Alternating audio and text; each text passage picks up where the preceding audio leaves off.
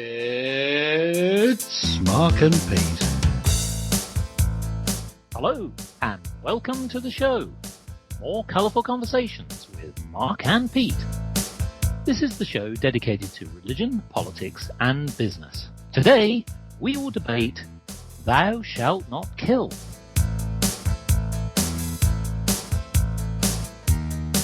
It seems that every time I turn on the television or listen to the radio, another killing occurs.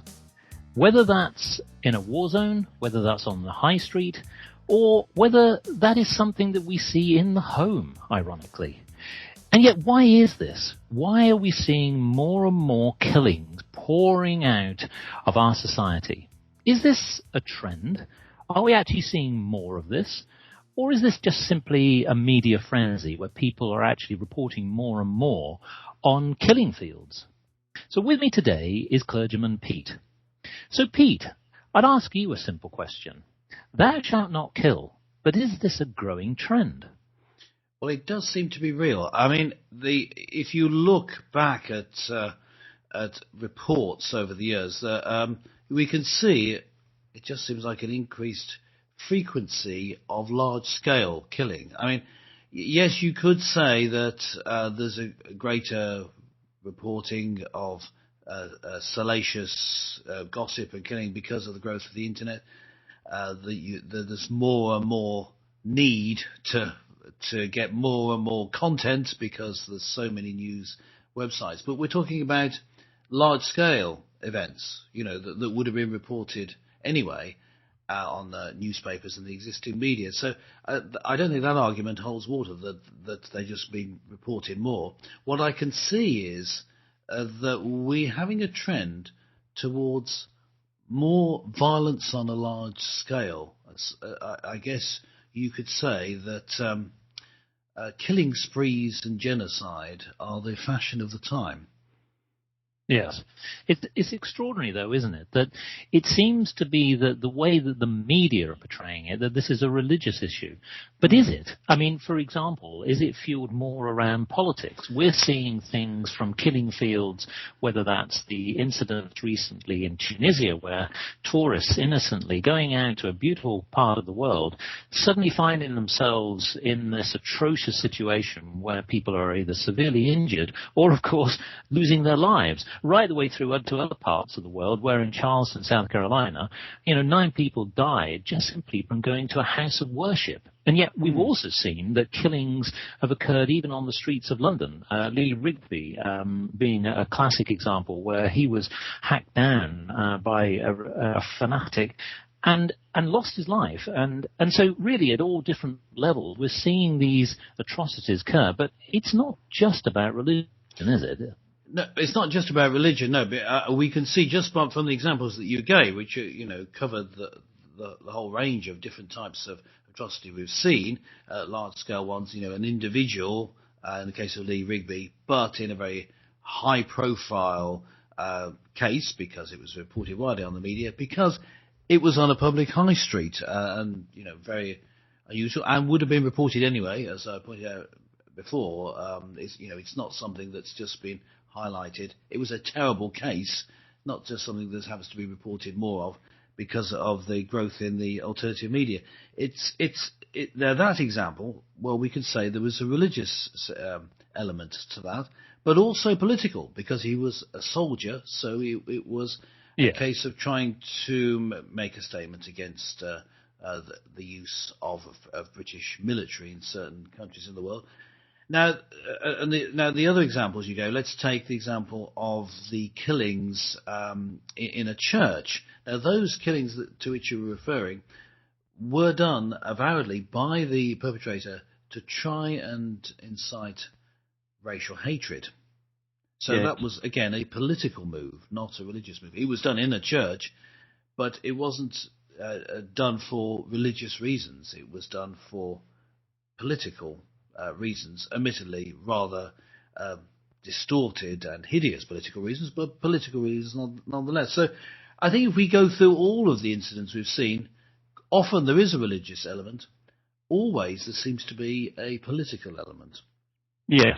Well, I think that one of the things that I'd like to sort of highlight here is that it seems that, as I mentioned at the start of the program, that whether you're reading the national newspapers or you do happen to log on to your favorite news channel, that there does seem to be some issue occurring week by week. And I guess the question then is what is fueling this trend, not just in one particular war zone, where typically, you would sort of accept that there would be killings in a war zone. But it's the fact that it now is occurring in shopping centres, as we've seen in places in Africa, right the way through to other places, as we mentioned on the high street. So these are the things that really make you question about what's happening to society. So I have written a little poem which just actually sort of gives what might be going on there and just to pose a little thought. This is a poem called The Killer Question. The world of silence breaks to a piercing sound of rapid violence. Sadism deforms the human soul. What are the consequences when we lose self-control? Anger persists with strong clenched fists. One packed punch kills man dead. Why can't diplomacy succeed instead?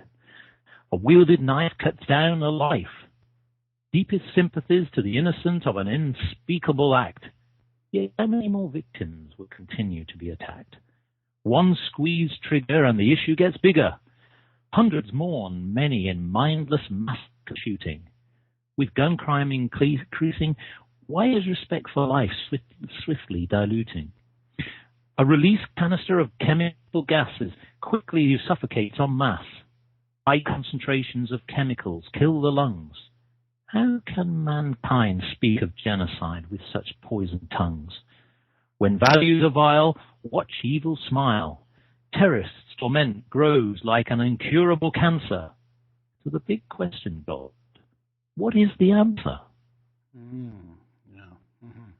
Yes, I mean it's interesting that you're sort of highlighting there an evil spiritual element, and it does seem to be that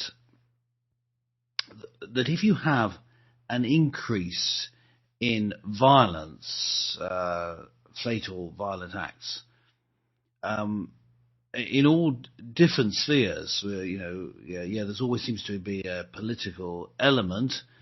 But why violent now and not previously? Because those the politics of the world hasn't changed that much. The racial hatreds have been around. The different religions have largely been around for years and years. Why now? It does seem that there's some sort of dark spiritual move, without trying to isolate it too much, because what we're seeing is disparate but violent acts and disparate movements which incorporate violence, and yet they're converging in that they're all doing the same thing. They're killing people publicly, unashamedly, and sometimes in large numbers, and in rather hideous ways. It's not, you're not just seeing people as if that's better, just being shot. You're seeing people being decapitated. You're seeing people in the case of one cartoonist in Scandinavia being stabbed through the heart and sort of pinned to the ground. It just seemed to be that there is a dark spiritual move, but in saying that, of course, that's not really saying anything new. I mean, we're aware that there are dark spiritual forces.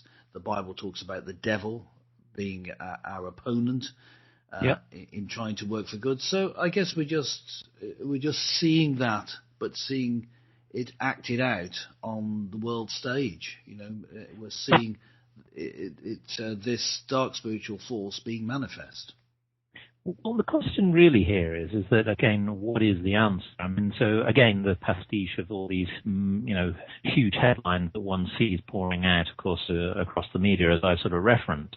But what is really sort of fueling this? And I sort of get a sense that the world is under tremendous pressures. Governments, for example, as we've seen, have suffered terribly with the crisis in the economy. Of course, that puts enormous pressure on businesses and people losing their jobs, people turning to desperate acts. So we're sort of seeing that kind of dynamic, as well as we're seeing conflict through religion. But I think really, if you look at that underlying challenge, it is about the political landscape, because if you sort of take away the veneer where people are in the media sort of positioning these atrocities as religious killings, yes, I suppose in some ways that there may be examples of that, because people have been subject to the radicalism, and there's some extremists that are out there. However, the one thing that does seem to be happening is this dynamics of the political landscape. We've seen that certainly over the last 10 to 15 years, where let's be frank, I mean, with some of the atrocities that have occurred in war zones in the Middle East, in Afghanistan, and so on, have been politically challenging. I mean, Britain in particular, with its act to go into the likes of Iraq, and even the pressures to try and start now, as we've seen in recent times, for Britain to start to take acts in Syria. These are political acts, and as a result, if we like, the consequence is that the people are the ones who are suffering, and as a result, we tend to see the end result of these atrocities, and we tend to sort of blame religion, when really, actually, we need to go to the source of the problem. So I guess the question really is the cause, not the symptom. Yes, well, I can see, however, that the cause is wrapped up in different worldviews, of which a religious worldview is one of them. I really see two big competing ideologies, one of which is Islam, and what is often called radical Islam. But as I think we've noted before, Mark and Pete, by radicalism actually you mean fundamentalist Islam. That is, people who are getting to the heart of the Muslim message from the Quran, which demands that there's absolute submission. Islam itself means submission to Sharia law, and that all the world should, at least that's the aim, all the world should be under Sharia law. So there's a strong urge to take over the world. There's a political aim there as part of the worldview. And we also see them having very strong sense of morality, again drawn from the Quran. Particularly, certain ideas about sexual morality, and they are completely at odds with the other strain that I'm going to talk about, the other competing worldview, which I would loosely, it doesn't have an official name, but I would loosely call it leftism, if our American friends tend to call it that, or I suppose here in Britain we call it secular liberalism or post-Christian liberalism. Yes. So they've abandoned their Christian faith. In fact, they're a bit embarrassed about it, other than some of its trappings. And what they do is they have very strong beliefs that they know best. That they're, although they may not think of it in these terms, they're development of the Enlightenment in Europe, where people believe that science has found the way and that they are the inheritance of this science, and they're embarrassed and ashamed of their colonialist past, which they equate with their religious past, although that, of course, isn't true in itself. That's a misreading of history, but that's another point. The thing about such leftists or secular liberalists or post-Christian liberalists is that they are completely at odds with the lifestyle, the morality, especially the sexual morality of Islam. So you've got the two completely at loggerheads. And what you have in the liberal secular liberalists is that they want to force everyone else to believe and behave like them. So that in that way they're the same as the Muslims, but they see themselves as very different. In fact, they see themselves as so caring that they think that all religions are the same, including Islam. You can believe that if you believe that as you want, as long as you only believe it privately and publicly. You believe what we believe and do whatever we say. So it's a sort of a double think going on there, as highlighted in the book and movie 1984, which George Orwell looked at this trend and what he was talking about, communism. But it's the same sort of idea, this thought police. You've got to think in this way, because that's the most caring thing and we love you. You've got to think in this way. And so these two competing ideologies are fighting it out. And they are both wrong, because on the one side you have extreme control. On the other side you've got extreme outward control from Islam. From the leftists you've got extreme mind control. And the two are fighting it out. Which we liberty to think for ourselves. I say we want that. That's what should be the case. You should be able to think for yourself, make your own decision. That isn't either of these two ideologies, and they're fighting it out. And people get caught up in the middle of these two extremely violent, aggressive ideologies. In fact, I would say of the two, the worldview of in the countries of which we're a part, the liberal left of Britain and America and Europe, they are the most extreme. People have to not only be killed, they have to then be converted to our way of thinking and have a liberal democracy, or they're not, effectively not real people. They need to be wiped out. And it seems strange. Really, are they really like that? Because they seem so caring. They say they're caring, but just look at the Iraq War for one example. Extreme measures taken, toppling of a regime because it's not thinking and behaving in the way that we, the secular liberalists, think that you should.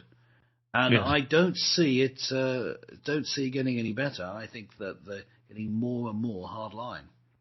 Well, I think you've encapsulated the challenge there. That again, what we're seeing is this political conflict. That on the one hand, whatever your ideals are, the point being is that you have to accept that people do run their societies in different ways. And of course, if we typically find that uncomfortable, we tend to sort of react in a certain way. And I know from personal experience, having been brought up in Western Europe, but at the same time actually lived and worked in the Middle East, and you can't get much more of a contrast there.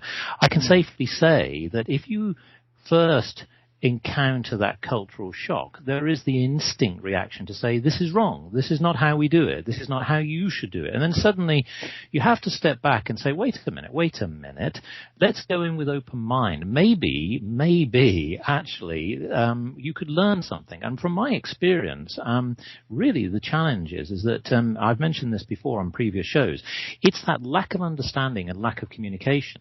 Ironically, I personally found that working in the Middle East, I learned an awful lot of positive things, some of which I think that the West could learn and should adopt, almost like instantly. I mean, family values, for example. I mean, there's a lot of emphasis on that. Let's not be, beat about the bush on this. Really, particularly Britain itself, doesn't have exactly the greatest of track records when it comes to family values. Think of the high divorce rate, underage, pregnancies, etc., and it goes on. And typically we sort of gloss over that very easily, particularly with the media. But I think my point really is that in many ways is that what you see is that eventually you adapt, and you actually, those who adopt an open mind, start to embrace the best of. Effectively, you have this amalgamation, and the amalgamation works very well if you start to adopt and understand. I think what typically happens where there's conflict is people haven't really understood one another's position. And I do agree with the point that you're saying, is that whichever side you happen to sit with, is that really you have to understand that other point of view. Otherwise, what will happen is that you will get so indoctrinated in a certain way of thinking that you're not able to see the bigger picture. And I know that typically that when I came back to Western Europe, the stark realities of some of the problems living in Britain were so evident to me that it was obvious that perhaps you could see the other point of view. And again, that's not changing religion. In fact, it's not even a religious point. It's actually just simply about common values. I was quite taken by a recent interview that was conducted by Hard Talk, and it was on Nick Wilson, the guy who basically helped to nurture a lot of Jews away from the atrocities in the Second World War. Basically, he was interviewed, and one of the things that was brought out was the fact that it was about ethics. And the interviewer asked him, "What do you mean about standards of living?" And he said, "Well, it doesn't matter really about what your religion is, etc., but it's all about standards. It's about ethics and values." And I guess that comes back to the point of the show, which is that thou shalt not kill. Why is it that certain people feel that they have to cross the line to kill? I mean, I'm going to give it on a different level here, and I'll just sort of cite a recent example which shows it on another but rather sad tale of a man who got himself into terrible debt. His name was Eric Rugg. This is a well-known case that occurred here in the United Kingdom. Basically, he decided for some bizarre reason to get himself out of this situation. He bludgeoned his father to death and strangled his mother, and it was initially positioned as though this was a heinous crime committed by people outside of the family. It was discovered that actually, unfortunately, their son, Martin, had actually killed them, and this was really simply because basically, he wanted to get himself out of debt. He would have inherited something like £80,000, which I know seems like a lot of money, but in the scale of things, was it really worth it? And he was prepared to take a life. And the question then really is that why do people want to cross the line for something like that? And this goes back to some of the things that we've said about, the basic standards. Okay, this is specific to Christianity, which is this concept of thou shalt not kill. But it actually, if you look again into other religions, they all say the same thing, thou shalt not kill. Yes. I mean, they do have an element of that. I mean, I would say that Christianity goes a little bit further in that what it would say is you shouldn't even be killing your enemies. And this is a departure from what other religions say. And that's why, I see that Christianity has that, just that element of truth. We see a problem in the world, and we see how Christianity deals with it, how the teachings of Jesus deal with it. And it's different. It's more radical, but it actually deals with the problem. Let me give you the example of violence that we've been talking about through this episode. An episode happened to Jesus. Of course, he died violently, as is well known. Now, he chose to do it in that he chose to go along with it, and it's at the heart of the Christian message, the fact that he did die. But at the point when he was going to be arrested and taken off to be killed, his followers were surrounding him, and it was normal in that sort of society without a strong police force to carry either a stick or a sword with you to fend off robbers or others that might attack you. And his followers had just one sword, or maybe a couple of swords between them. And when the people came to take Jesus away to his mock trial, one of those with Jesus reached out and drew out his sword and struck one of the people. This is Matthew 26, verse 51. And then Jesus says to him, "Put your sword back in its place, for all those who take up the sword shall perish by the sword." And that phrase, that those who live by the sword die by the sword, it's usually said, has become a phrase, a well-known saying. And it's a fundamental truism that you can't cross that line. If you start going down the road of using violence, it's going to end in disaster for you. You've crossed a line that shouldn't be crossed. And so you have to even put up with injustice. You have to put up with, in this case, a great injustice of Jesus himself being killed, because you realize that if you cross that line, it's a slippery slope and you won't be able to claw your way back up. You see, Jesus goes on to say the reason that, you don't need to do this, because this is Matthew 26 verse 53. Do you think that I can't appeal to my Father, and he will at once put at my disposal more than 12 legions of angels? His Father being God, of course, he's meaning God by that. Now, his Father being relationally his Father, not physically his Father. We're talking about God, a spiritual relationship, and we're talking about angels, spiritual beings. So what he's saying is that you never need to go down the route of physical violence, of physically killing people, attacking people. Obviously you need to do it may need to do it in defense of the realm and that sort of thing, but you don't need to do it in order to propagate your project or your way of life. What you need is spiritual weapons. They're the ones that succeed. And he was right, because without any physical attack, in fact, rather being physically attacked, the Christians took over the Roman Empire, the one superpower of the time, by conversion.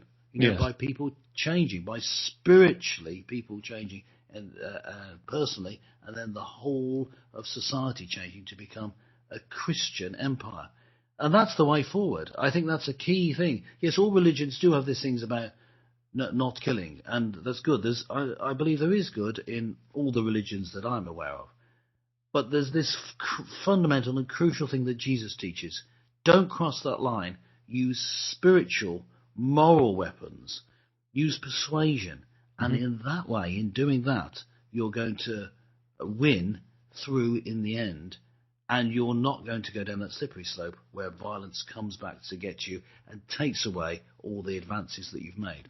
Yes, and I think that that's an important point to mention in this show. And the poem that I read out, albeit a provocative title of The Killer Question, I mean, ultimately the call out was to God. What is the answer? But you've given the important answer there, that if you think before you act, look at the consequence. It's consequence as well. It's not just to those who would be your victims, but it's yourself. And look inwardly, look outwardly, look all around. And you are quite right that actually, ironically, there are better solutions than simply wielding a knife or pulling a trigger, or even pushing a button to set off a bomb.